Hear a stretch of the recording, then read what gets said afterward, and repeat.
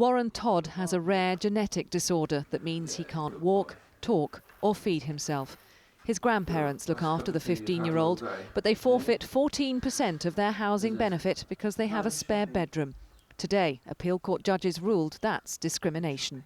We thought it was so wrong of the government to suddenly decide that because we have a spare room, well, we didn't know even where the spare room was because we don't have one.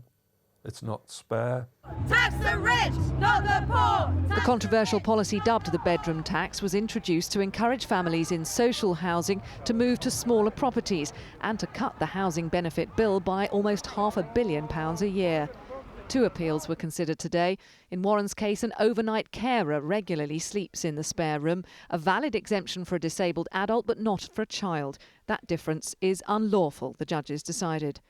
The second case involves an anonymous woman at risk of violence from her ex-partner. Police have built a secure panic room in her home. Classifying that as a spare room was also ruled unlawful, a decision welcomed by the woman's lawyer. We're talking about people who've been through a very serious process with the police and who have a real need for these safety adaptations. And about 300 of those people are occupying properties which the bedroom tax says are too big for them.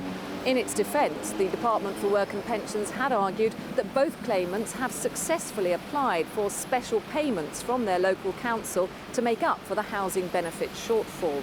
£870 million has been allocated to local authorities over the next 5 years to make these payments in exceptional circumstances.